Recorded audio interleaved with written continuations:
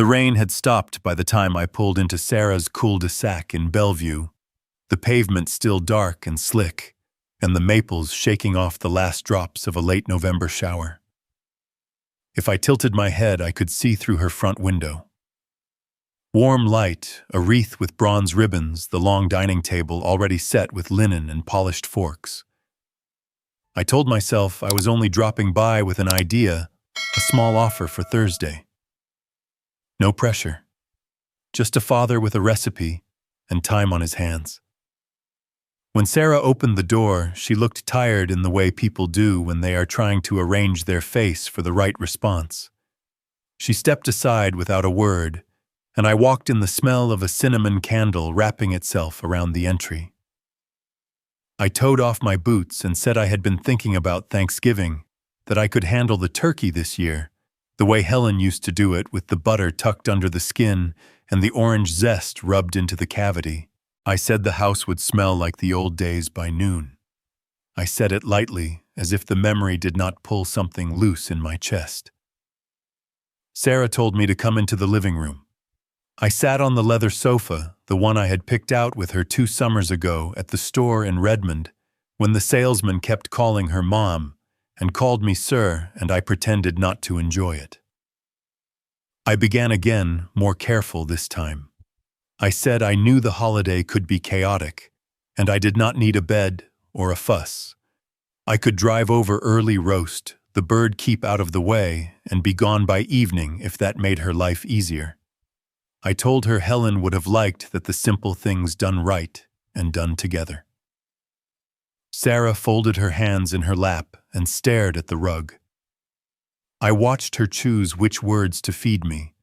She said she was not expecting me this year. She said Mark's parents were flying in, and they had traditions of their own. She said there was a plan, and that my being here would complicate it. I waited for the part where she told me we would do something the next day, or that I should drop by for dessert or coffee. She did not add anything. I looked around because I needed something to steady me. The silk drapes came from a sale I had watched like a hawk and clicked purchase on before Sarah got home from work. The framed print of Mount Rainier had been Helen's favorite view from the south when the air clears after a storm.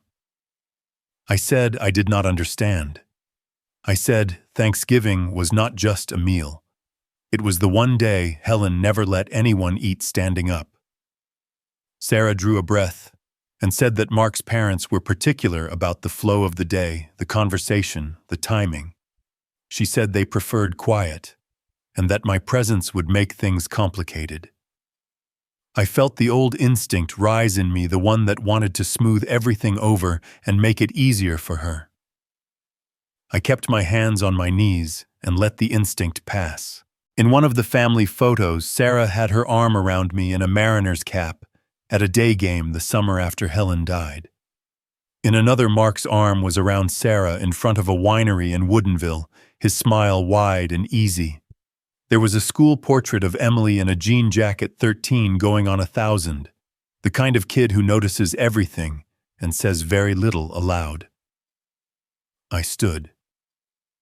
My knees announced themselves the way they do now when I move too quickly.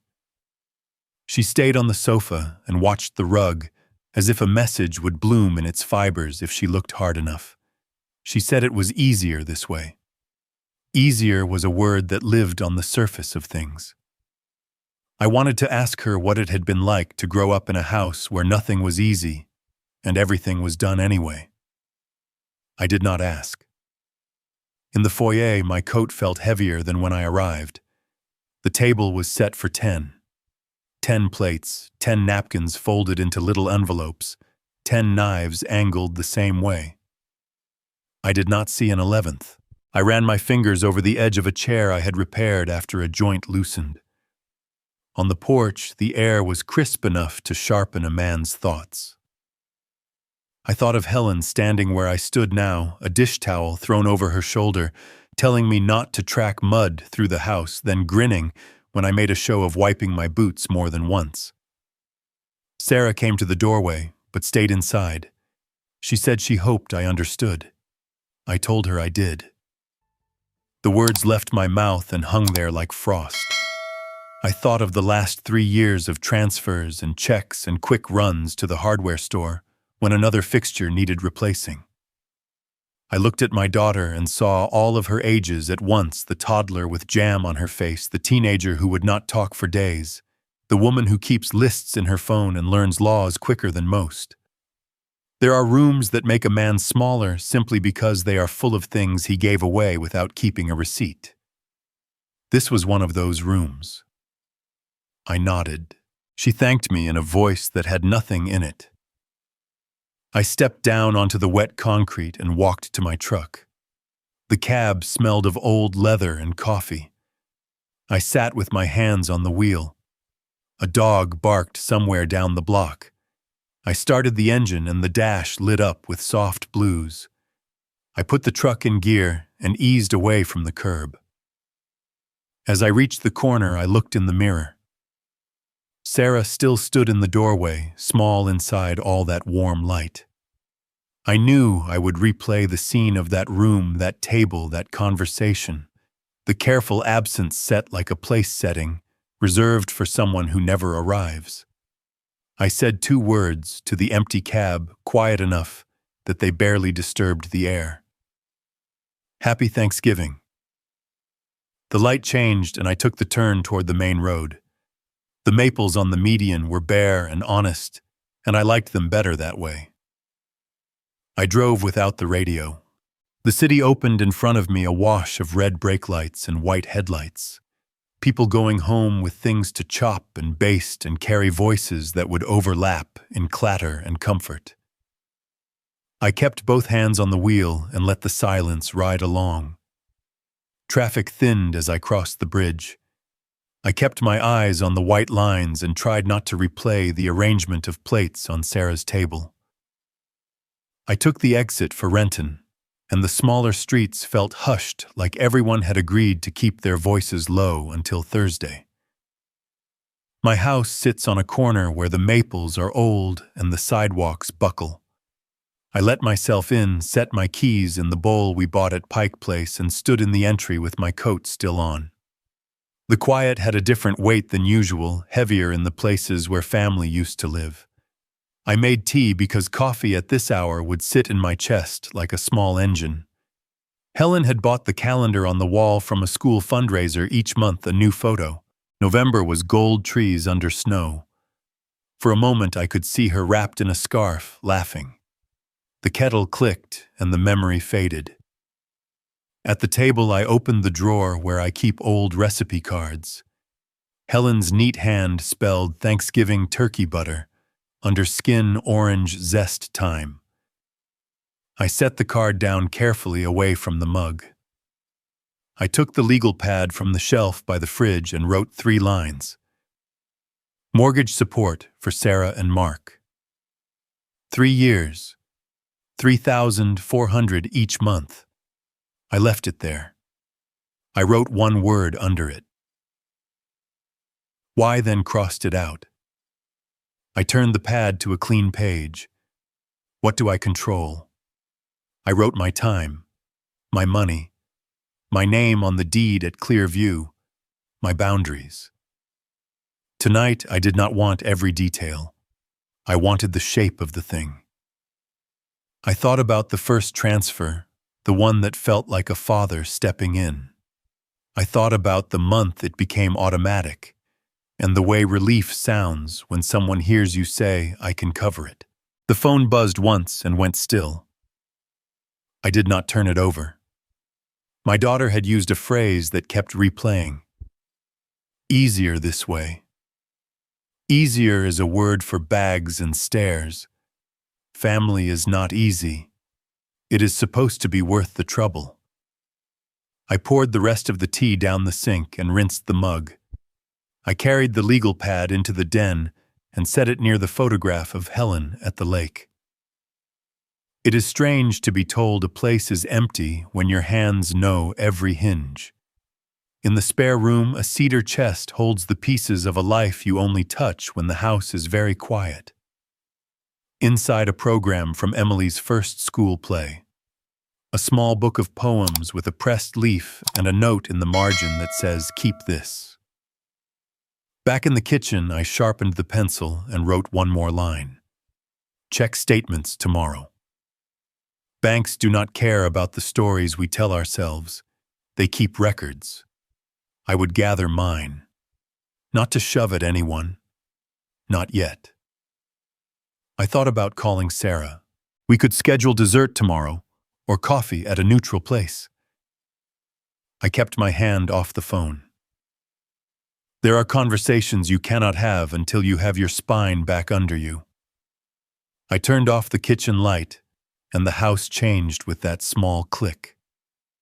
In the living room, I sat in the chair and let the dark say what it says to anyone who has made it through another day with more dignity than speed. I thought of Sarah as a small child, standing on a chair, to stir-batter the teenager, who would not look at me for a week, the woman who hugs with one arm because the other hand is on her phone.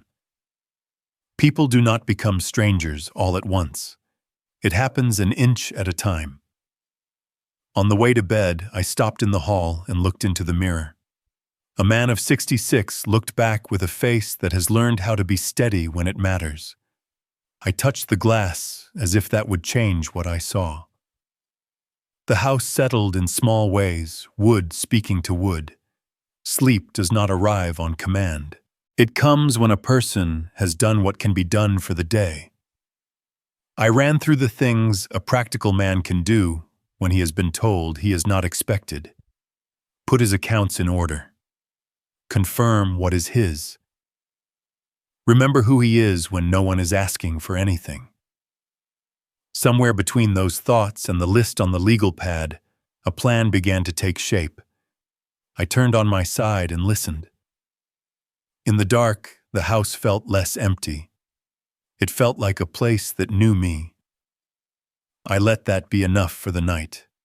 Tomorrow would bring whatever it brings. Morning showed up gray. I poured coffee and carried the mug to the back door, looking out at the patch of grass in my yard in Renton. Somewhere a garbage truck sighed and clanked and moved on. The phone vibrated on the counter. Mark said he needed a favor. His voice had that crisp edge that lawyers get when they are setting a frame before you know you are in one. His parents were flying into SeaTac this afternoon. Traffic would be a mess. He and Sarah were still getting the house ready. Could I pick them up and drop them at Bellevue? It would mean a lot. Family helps family. I pictured the crowded curb, the rush of wet air each time the glass doors sighed open. Richard with a rolling suitcase you could live out of Margaret, with a scarf just right, and that winter smile that never reached her eyes. I told him I could take care of it, and he said, "Great sliding in the details with the efficiency of a man dictating a memo."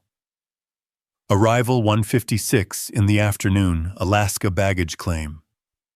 6, they will text you when they land. Do not worry about parking the curb, Lane will do. I saw myself in the hall mirror, and a man who looked like me looked back steady enough to do what needed doing. I rinsed the mug and set it upside down on the towel. I gathered the stack of mail Helen would have sorted before breakfast. At 10, I sat at the table and turned the phone face up. There was a text from Sarah, just the flight number, and a heart that felt like it had been added out of habit.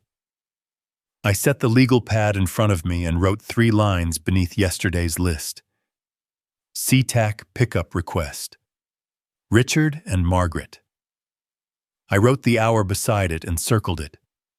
At noon, I pulled a small notepad from the drawer where I keep spare batteries and a screwdriver, and wrote a few things down the way I did when I still ran the shop.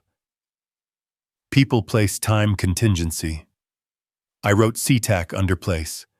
Under time, I wrote arrive early, confirm. I took my keys from the bowl.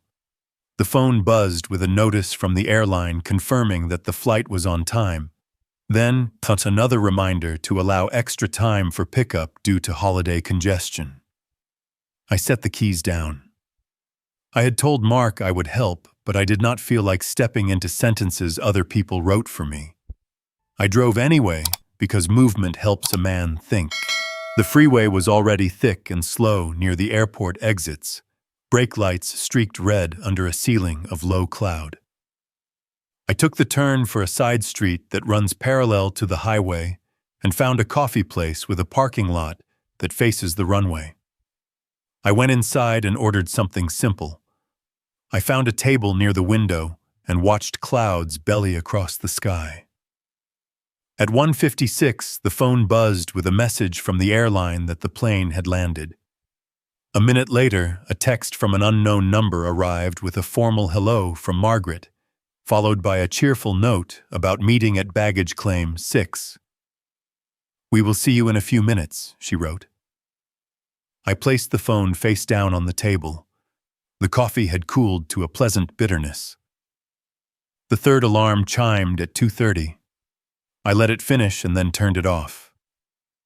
There is a kind of peace that comes when the choice has been made and all that remains is to live it.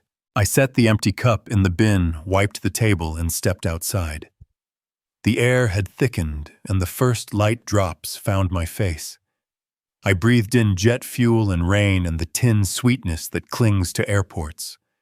The phone buzzed 3 times in quick succession. I did not look. I got in the truck and pulled out of the lot and drove the long loop around the perimeter road where you can see the planes taxi in a slow parade, noses pointed like patient animals waiting their turn. Halfway around the loop, I stopped at a turnout and turned the truck off. The screen lit again with another call mark this time. I let it go to voicemail. The next call was a number I did not know. Then Sarah, then the unknown number again. I pictured them at the curb with their luggage and their expectations. I pictured them turning to each other with explanations ready-made. Rain ticked against the windshield, and the wipers moved once and settled. I thought about 1,000 pickups and drop-offs, 1,000 small rescues a father provides without ceremony. This was not one of them. This was a line, and I had decided which side was mine. I started the engine and headed away from the airport, not fast, not triumphant, just steady. By the time I reached the main road, the phone had stopped buzzing. I turned right toward a part of town where no one knew me and found another place to sit with a cup in my hand and a clean table in front of me. I was not interested in what came next for them. I knew what came next for me. I would write down what happened. I would keep my records. I would hold the door of my own life open and stand there while the cold air came in. I did not go home. I parked a few blocks off Rainier Avenue and let the afternoon carry me. I stepped into a small coffee shop that smelled like orange peel and dark roast and found a table by the window. My phone lit the tabletop from the pocket of my jacket. I slid it out and set it face down. I reached for a local paper stacked by the door and unfolded it to a story about holiday travel at SeaTac. I was not there. My name was not in any of those paragraphs. The phone buzzed. Once, then again, then again. I let it run and end and run again. Another buzz came, this one followed by a little chime that meant a voicemail had landed. I put the phone on the table and watched the screen go black again. I folded the paper and put it back where I found it. I nodded at the barista and stepped outside. The bookstore 2 doors down had its door propped with a brick. I went in and stood in the aisle where they keep the maps and trail guides. I took down a thin guide to short hikes and turned pages until I found one I knew. Helen and I had walked it 1 year in late fall and eaten sandwiches on a damp log. I put the guide back. On the sidewalk, the phone began again. New numbers now, some local one with an out-of-state code that belonged to Richard. I walked to my truck and set the phone in the glove box and closed it. I started the engine and drove without deciding where to go until my hands turned into a small lot beside a grocery on the south end, where Rosa keeps her shop. Rosa looked up from a display of apples, and the look on her face told me she had already heard some version of the day.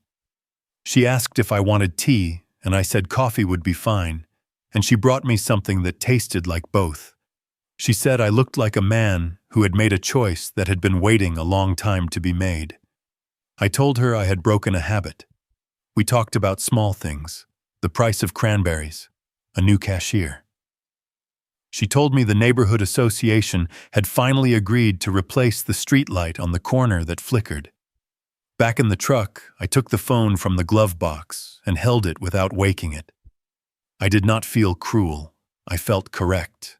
I put the phone back and shut the compartment and pulled away. The afternoon narrowed. The sky pressed closer. I drove along Lake Washington and watched the surface darken. At a pullout, I stopped and cut the engine and sat with my hands open on my thighs. The phone stayed quiet. My head did too. I thought about boundaries again. They sound like a fence until you live with them and realize they are more like a shoreline. The water comes as far as it comes, and then it returns to itself. You just stand where the ground is still ground, and you say, "This is where I end, and anything beyond that is not on my map." I started the engine and headed toward Renton. A billboard on the side of the road showed a family in sweaters smiling at a table. I did not look away. At home, the porch light did what it always does. I went in and checked the answering machine that I still keep. There were messages that did not need playing. In the kitchen, I wrote on the legal pad without sitting. Cancel favor, I wrote. Record time and date. Review accounts. Sleep. I reheated soup and ate it at the counter. I washed the bowl and set it in the rack. I took the pad to the den and placed it next to a folder I had labeled last spring when I thought I might start this process.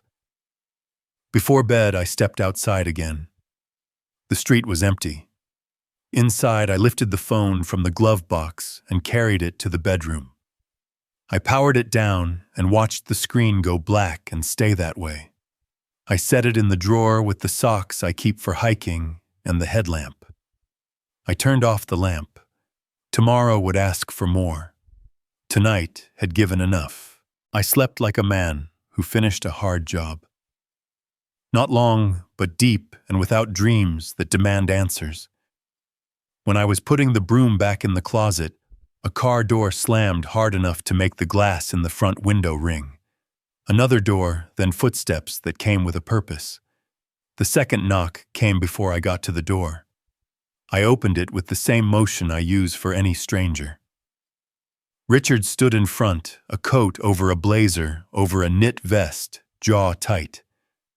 Margaret hovered a half step behind, scarf, perfect eyes, bright. Mark was just behind them, face set, shoulders forward, and to the side Sarah with her arms crossed, her mouth a line I knew from years of small, stubborn moments. For a second, no one spoke. Mark said they had been at the curb too long to be polite about it. He said they had tracked my phone and seen I was at the airport perimeter, and then not at the airport, and then at a coffee shop, and then nowhere.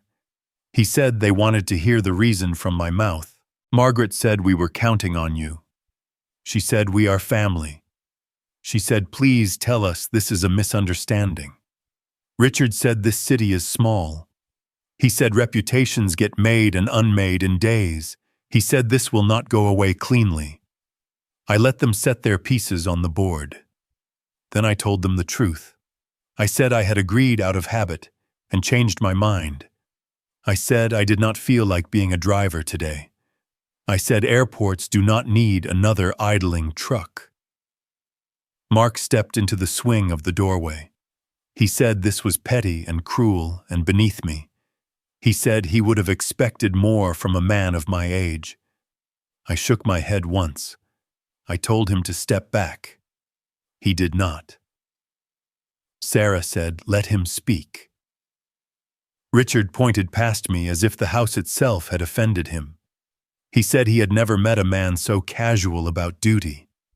He said he had sat at more holiday curbs than I had, and not once had he failed his family. Margaret said she had never been made to wait like that. I raised a hand, and the porch went a little quieter. Years in a shop teach you how to talk when tools are loud.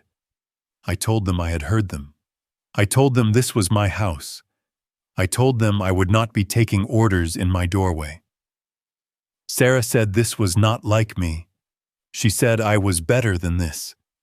She said for years I had stepped up, and it seemed vindictive to choose this moment to sit down.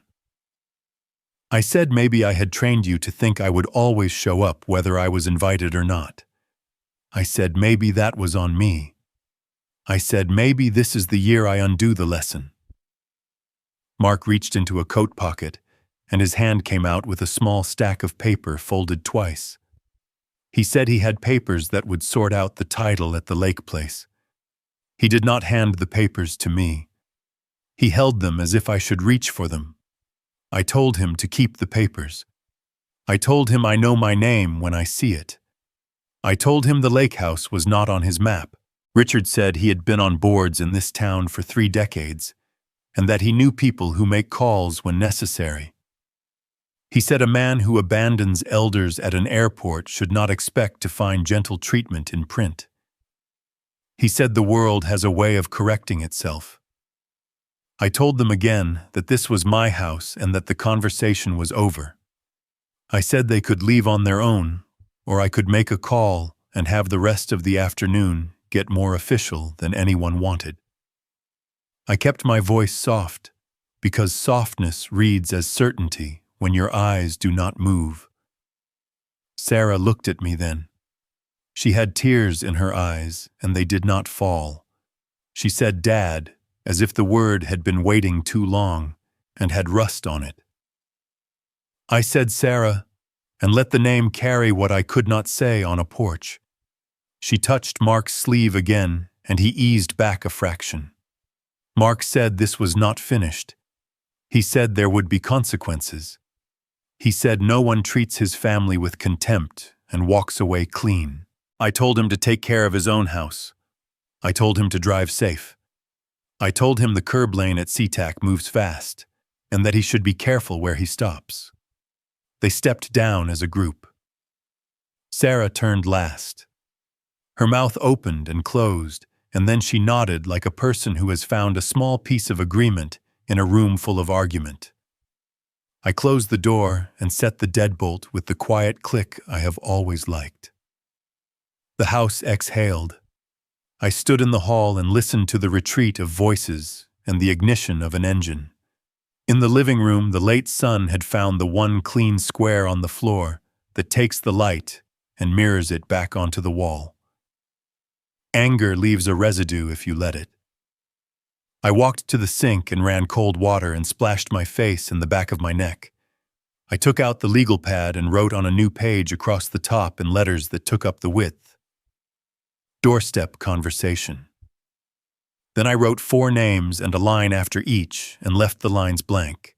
I stepped onto the porch one more time before dusk to pull the doormat straight and pick up a flyer that someone had left for a gutter company. The air had that wet metal smell that comes before more rain. I went back inside and shut the door gently. I could not control the telling. I could control my own record. I could set my table with what was true and let whoever came to dinner decide if they were hungry. Morning rain left the porch wet when the paper landed against the steps. A Seattle paper had given the story a spot that mothers and uncles read over toast. Retired mechanic leaves visiting couple at SeaTac during holiday rush. I could hear Richard in the rhythm and Margaret in the adjectives. I set the paper on the counter and turned the kettle on. The neighbor across the way lifted 2 fingers in a cautious salute. I returned it, and we both looked back at our chores. I circled the parts of the article that were not wrong, but not true either. The paper did not call me. I tore the page out cleanly and slid it under the edge of the legal pad. By 9, there were 3 messages on the machine. A neighbor said he hoped everything was all right. A man with a Honda I had promised to look at next week said he was going to take it somewhere else. The 3rd message was a hang-up. I needed a clear table and the printer. Mortgage payments to a Bellevue address at $3,400 each month. Card charges that matched counters and appliances, and a sofa. I printed 12 months at a time and stacked the pages. Year 1. Year 2. Year 3. Under each pile, I slid a blank sheet for notes. I found the estimate for the quartz, the final invoice, and the parts list for the dimmer switches. I printed the article from the paper and drew a line from the phrase "left waiting for hours" to the weather report that said light rain and mild temperatures, then to a photo from the airport webcam showing travelers in hoodies and sneakers. I put the statements in a binder I found in the den. I slid plastic sleeves over the pages that mattered and 3-hole punched the rest. A man in a blue fleece with a camera bag stood on my steps. He asked if I would like to comment. I told him I had nothing for him and that he should talk to the people who had already said enough. In the quiet after the bell, I called the bank. A woman named Jennifer read the details of a monthly transfer set for the 1st of each month to a mortgage lender. She asked if I wanted to change the amount or the date. I told her I wanted to stop it. She confirmed and read back the confirmation number with care. I wrote it on the pad and drew a box around it. I made a section for correspondence and printed the email that had started the automatic transfer 3 years ago. The subject line said "Aversion of temporary help." I finished labeling the binder. Payments. Improvements. Communications. Media. A message from Sarah appeared. She wrote that she had seen the story and wanted to talk when things calmed down. She wrote that she hoped I understood how hard this week was for everyone. I washed the bowl and set it to dry. Before the light went, I carried the binder to the den and set it beside the photograph of Helen at the lake. I sat for a moment and let the room do its slow work on my breathing. Tomorrow would have its own tasks. Tonight, I had what I needed to begin. The rain eased to a mist that moved like breath across the yard, and I slept the kind of sleep that follows a clear act. Morning showed up with the smell of wet cedar and coffee. I took the binder from the den and set it on the kitchen table like a tool I trusted. I called Rosa first because she had a way of setting the day in a straight groove. She said I sounded steadier. I told her the transfer was done and the papers were in order. I told her about the article and the man with the camera and the phone calls that came like a weather pattern and then passed. She asked about Sarah. I said there had been a message and that it carried the soft shape of apology and the hard edges of convenience. Rosa said, "Leave it for now." Back at the house, I set the new stack with the old and labeled the outside of the binder. The phone buzzed on the table, and I ignored it by habit. It buzzed again, then a 3rd time. I flipped it over. Emily. Her first line said she was in the library and could not talk. The next said she had seen the paper and that the story did not match what she knew of me. I typed that I loved her and that she did not have to do anything except be kind and tell the truth. She said she wanted to help. She said she was tired of hearing what other people said I was. I told her to keep her notes and that I would handle the rest. I told her to focus on school and on being 13. When the phone rang, I let the sound bounce off the concrete and fade. I went inside and played the messages because sometimes a man needs to know the temperature outside before he opens a window. The first was Richard brisk and cool. The second was Margaret concerned. I deleted the messages and felt nothing dramatic. Inside again, I wrote a list I titled with the only word that made sense. Guests. I wrote numbers from 1 to 12 and left space after each. I wrote another list, items to show. I wrote payments and improvements and transfers and article and weather. The phone lit again. Emily. She wrote that she had heard raised voices downstairs and that a plan was forming to control the story. She said her parents were telling people I had become unstable and that they were worried for me. I told her to go for a walk with the dog if she could. I told her to breathe outside air and remember that truth has a long memory. At home, the binder waited like a steady friend. I opened it and added the printed weather report for the hour they said they were left in the cold and wrote the actual temperature in the margin. I slid the page into a sleeve and pressed the plastic flat. The phone vibrated once more, and I did not have to look. I let it sit. The house closed around the day with that familiar settling of wood and heat and old air. I washed my hands and dried them and placed the pen where it belongs. When I finally sat, the chair felt like it had been waiting. I slid an empty envelope toward me and wrote a single word in small letters that only I would see. Courage. I woke before the alarm and lay there long enough to hear the heat click on and the house accept it.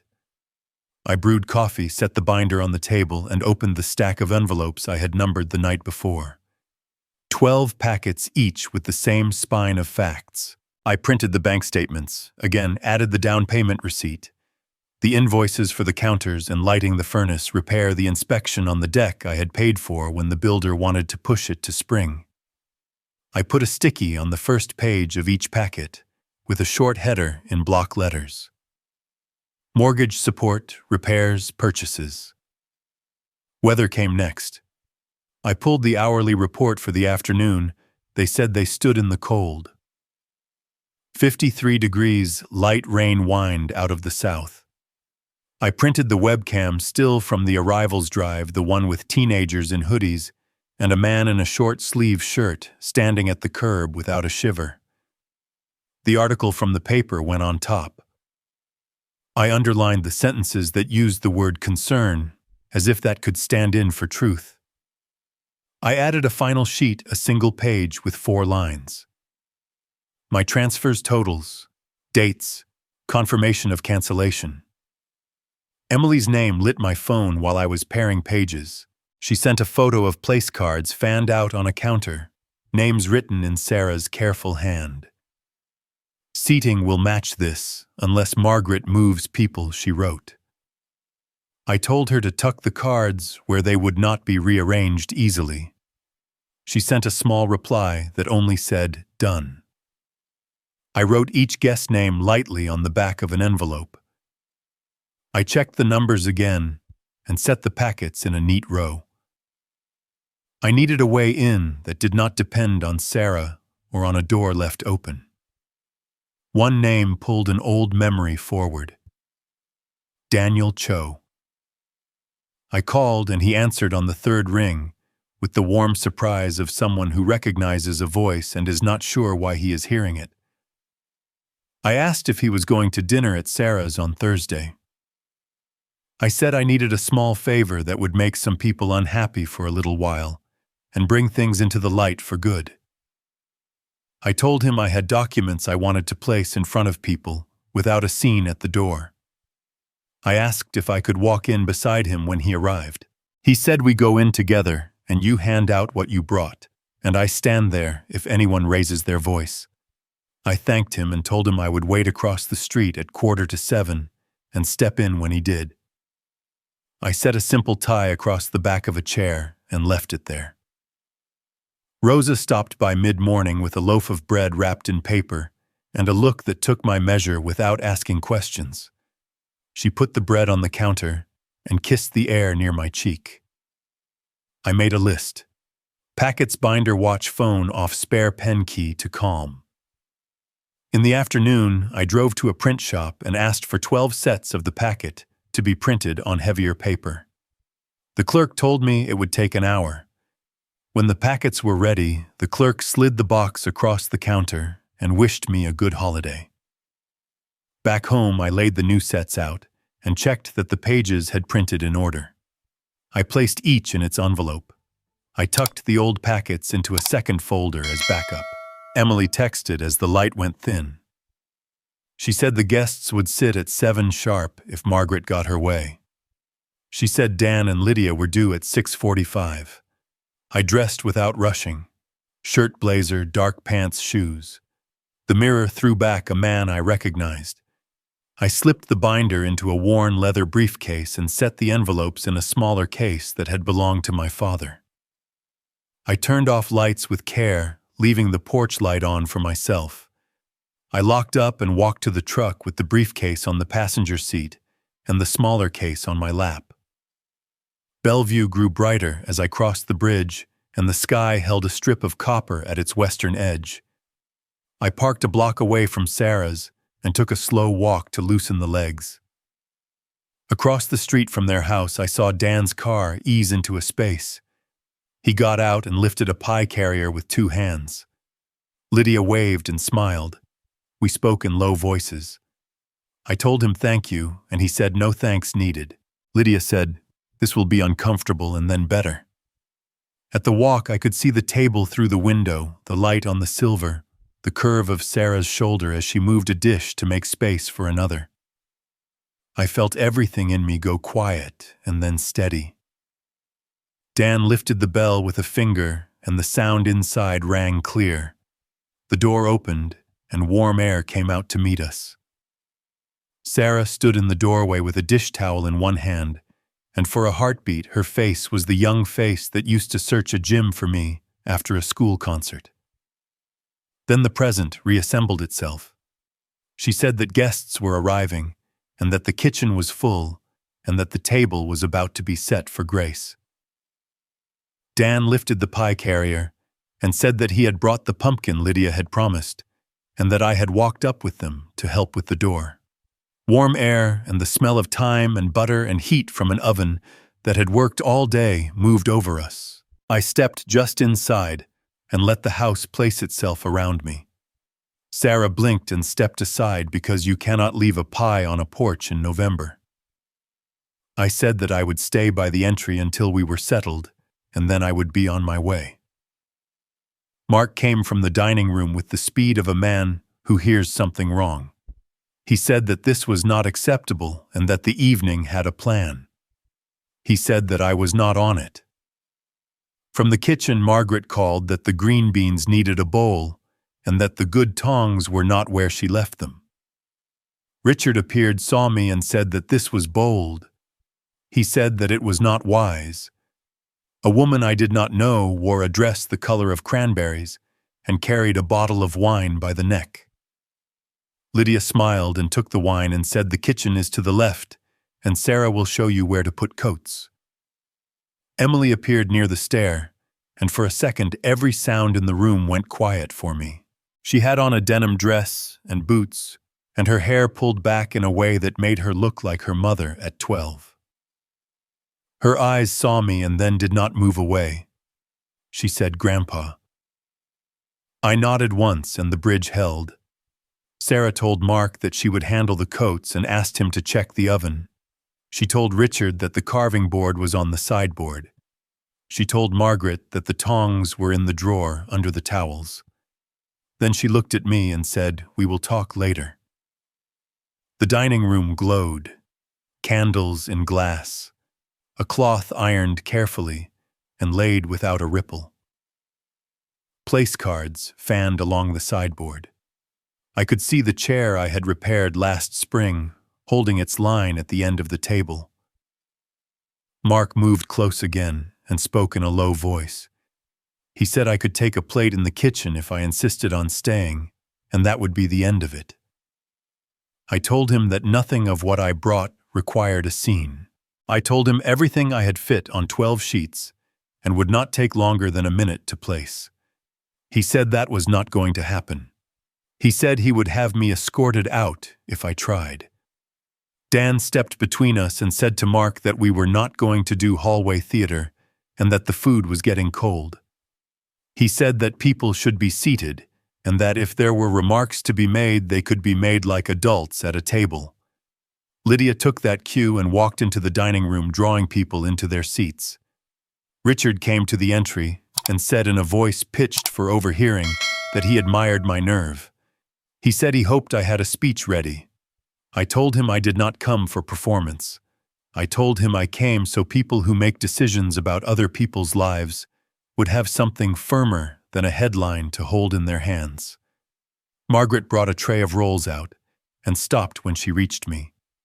She said under her breath that Emily had been upset and that my presence would not help. I told her that children tend to know the truth of a thing before adults agree to see it. Sarah returned and faced me square. She said that if I was going to be here, then I would be here under her rules. She said that I would not speak over anyone or raise my voice or use the table as a trial. I said that I could agree to every part of that. People found seats with the small chaos of a large family and a select guest list. The couple from the firm sat midway down on the left. Lydia sat across from Emily and kept her close. I remained standing near the sideboard and set the leather briefcase beside a tray of olives. Mark sat at the head, Sarah to his right. Margaret sat to Richard's left. Sarah asked for quiet, and the room settled. She said a few words about gratitude that were simple and true. When she finished, she bowed her head, hands folded, a pause that belonged to the food and the work. Plates began to pass. The turkey steam rose in a slow ribbon. The room sounded like a dining room sounds when the first hunger is quieted. Mark looked at me and said in a voice a table can hear that we were glad to have my help at the door and that I would now be joining Lydia in the kitchen for a plate. Dan put his fork down and said that his hearing must be failing because he thought we had agreed to eat and then speak. I opened the briefcase and took out nothing. I let the act of opening it travel the table like a signal, and then I closed it again. I leaned a hand on the sideboard and waited until the room was truly done, scraping the first layer of hunger away. I looked at the faces around the table and saw several versions of the same expression. Curiosity balanced on the small knife of discomfort. I set 12 envelopes beside the olives. Bank transfers at $3,400 each month for 3 years. Receipts for improvements. Down payment. Whether on the hour you say you were stranded. The article you read this morning with my notes on what is opinion and what is proof. Confirmation that the transfers are no longer active. I said, if you have questions, ask them after you have read. I moved clockwise. The firm couple first. Lydia passed 2 down the left side. Dan slid his across. I placed 1 by Sarah's plate, 1 by Mark's hand, 1 near Richard's wine, 1 by Margaret's napkin. Emily held out her hand and I gave it to her. The room turned pages. The neighbor muttered, "Well now," and then stopped. Mark spoke before he had read to the second page.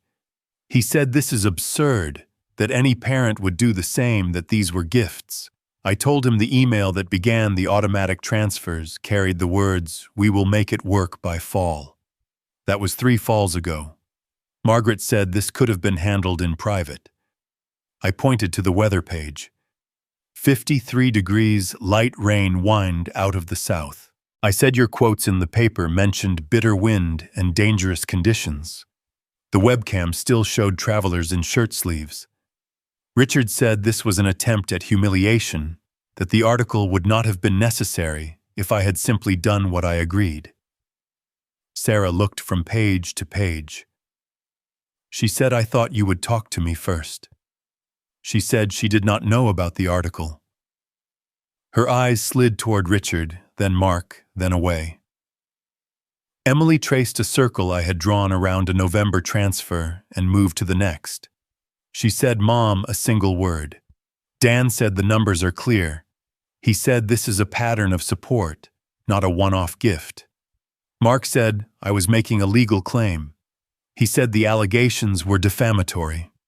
I told him I have stopped paying. That fact is not defamation. The neighbor said he had been around enough construction budgets to know when a man was being slow-walked. Margaret said sometimes families make arrangements outsiders do not understand. I set one more page in the center. The printout of the airport temperature. I said the paper wrote winter storm warning. The National Weather Service said otherwise. Sarah turned a page and found the down payment. She said I asked for help when we bought, and you gave it, and I said we would make it right. Her voice broke on right. Emily leaned toward her mother. She said, "You told me Grandpa never minds that it makes him happy to help." The firm man said perhaps we should allow the family to discuss privately. Lydia said the discussion is already happening. Richard said, if I was done paying, that was my right, but that smearing a family in public would carry consequences. I said I will not raise my voice. I will not stay for dessert. I came to place the record where it belonged. I said to every person here who reads the paper, read this too. Sarah said she had not known about the article, that if her name had been used, it was without her. She said she was sorry. Mark said this dinner was over. Sarah said no. She said we will feed our guests and not pretend we did not learn anything. Emily slid her phone across the table toward her mother. Sarah did not pick it up. She put her hand over her daughter's hand and held it.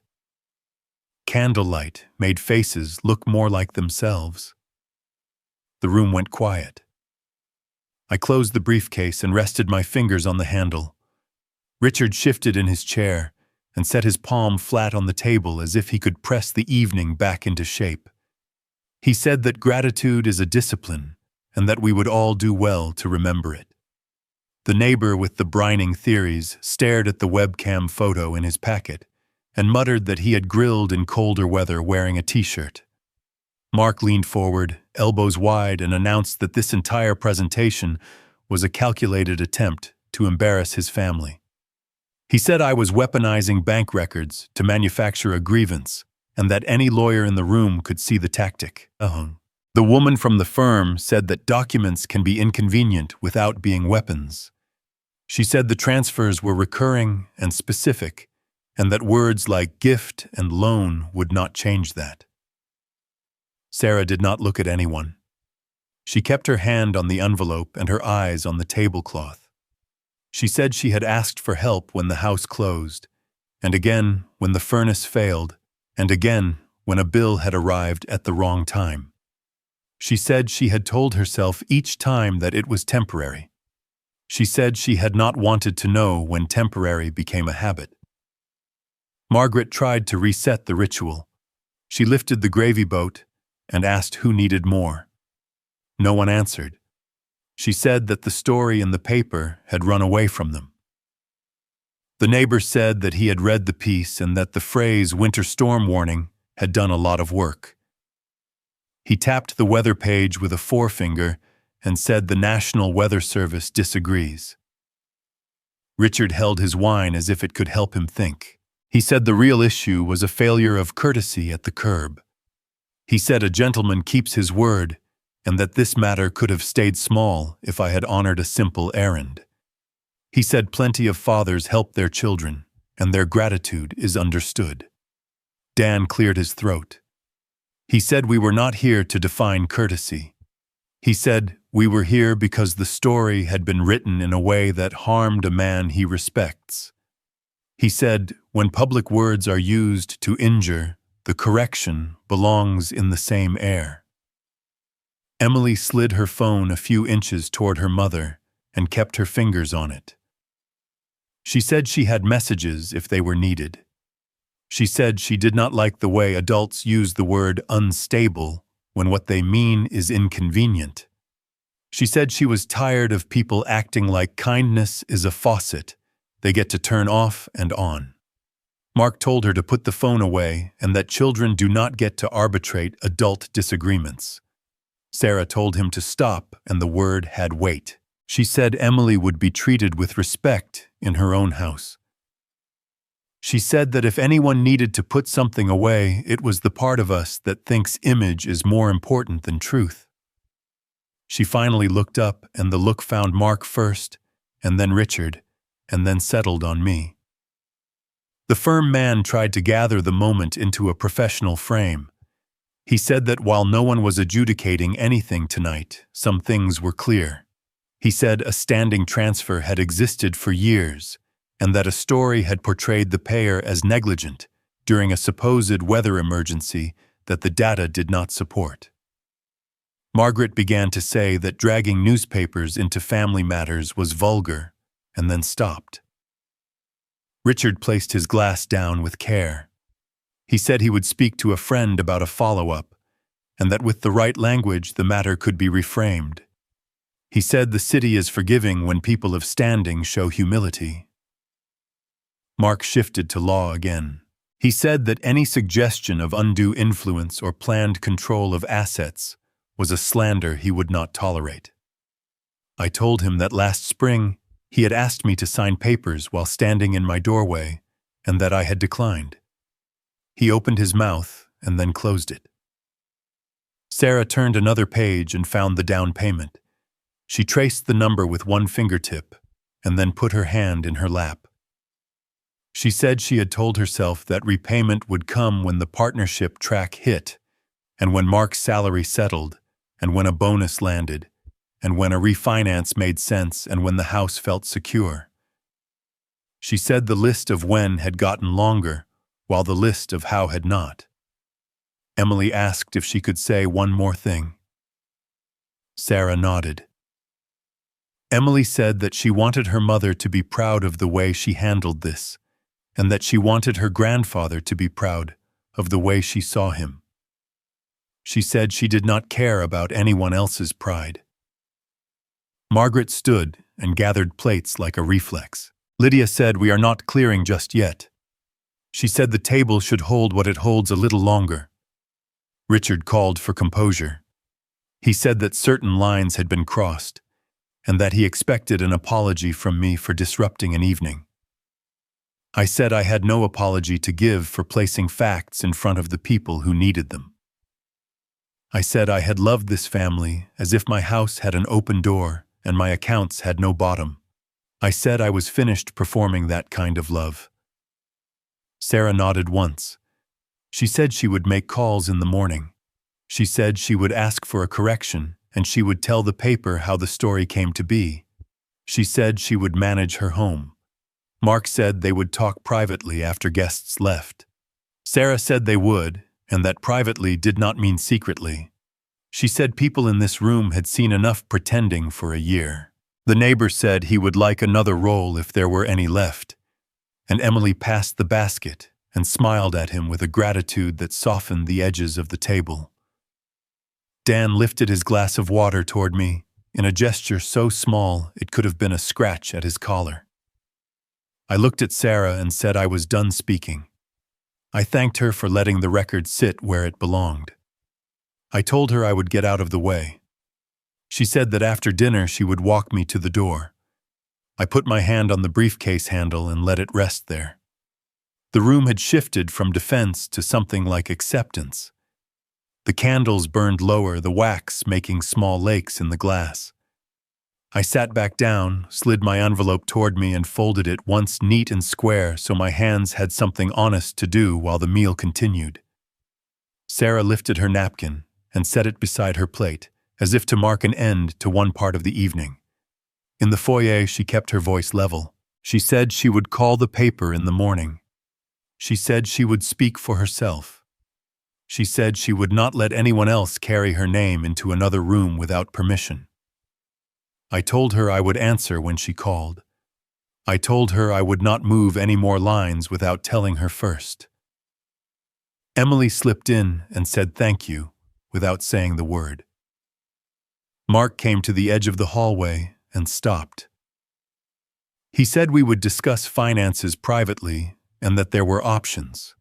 Sarah told him that the first option was to listen.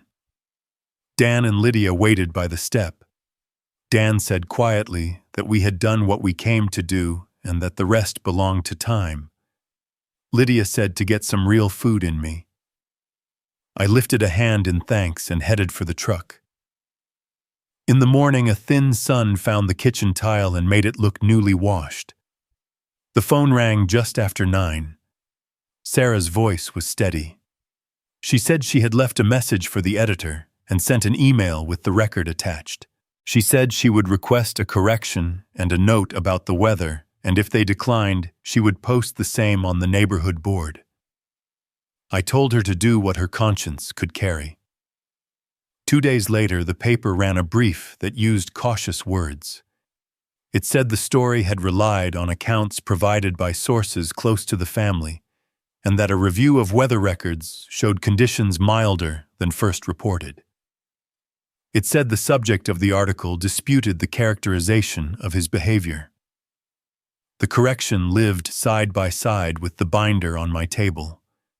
A man with the Honda brought his car back and said he should not have canceled the appointment. I told him the belt squeal would not fix itself. I declined the big party that Richard and Margaret hosted and said yes to Rosa's small gathering, where a $10 gift exchange produced a ridiculous hat. January came with clean calendars. Sarah texted that she was putting their spending on a diet, and it was fighting back. She asked for the name of a contractor who would be fair about a small leak near a window. I sent the number and told her to get 3 bids. Mark called one evening and said in a careful tone that they were exploring a short-term refinance and that bridging support would make the transition smoother. I said the transfers were finished and that the bank had confirmed it. He said I was making things harder than they needed to be. I said the word easy had done enough work this year. I sat across from a man in a gray sweater at the bank, and we went over the accounts line by line. He asked if I wanted alerts set for any unusual activity. I said yes and felt a small door close on an old habit of trust without verification. February did not wait to trouble anyone. On a Friday, I signed for a letter. Notice of default, it said. 3 consecutive payments missed. A sum due that fit exactly inside the space that used to be my transfers. 14 days to cure, or the process would begin its march, where homes change hands without anyone standing in a kitchen to bless it. I set the letter down and looked out the window. The sidewalks held small mirrors in every crack. The phone rang before I had moved. Sarah. She said the letter had arrived at their house too. She asked if I could meet her at the park by the lake in an hour. I said yes. We sat on a bench under a cedar that had seen worse weather. She said out loud that she knew I was not going to fix this for her. I told her I would not rescue and that I would help if help meant lists and numbers and names that did not cheat. She nodded and said they would sell. She said she could not remember the last time the house had felt like a home instead of an argument. I asked about Emily. She said Emily was more resilient than the adults and that worried her. She said she did not want her daughter to earn flexibility the way she had. I told her teenagers are elastic until they snap. I told her she could show her how to be strong and still soft. She said thank you, not for money, for the kind that makes a person look themselves in the eye. News traveled fast when money decided to change houses. People in Richard's circle began declining invitations. An email went around about a charity board seat that would rotate to someone new this spring. The paper ran a brief notice about a forthcoming sale that did not use names. Richard called once and left a message that sounded like a man lecturing a mirror. Margaret sent a polite note about returning a serving platter that had somehow ended up at my house years ago. On a cold Thursday, I drove by Sarah's street and saw a sign in the yard with a broker's number. The maple in front held wet buds like tiny promises. I did not stop. That night, Rosa came by with a jar of jam and asked if the stew pot was clean. She said the shop had been busy and good and messy. We sat at the table, and she told me I looked younger, and I told her she needed to learn to lie better. We laughed and let the day loosen. Before bed, I stood by the porch light and watched the block settle. Somewhere a television murmured. Somewhere a dog barked twice and then thought better of it. I thought of Emily's motor spinning on the bench and of Sarah's voice finding its bone. I thought of the binder and the confirmation number and the way a person can decide where his life begins and ends and not apologize for it. Thank you for walking with me to the last page of this story. If these lines have stirred something familiar in you, or simply made you think differently about family and the boundaries of love, then perhaps they have already done the work a story is meant to do. And if one day you wish to read more, I will still be here writing on.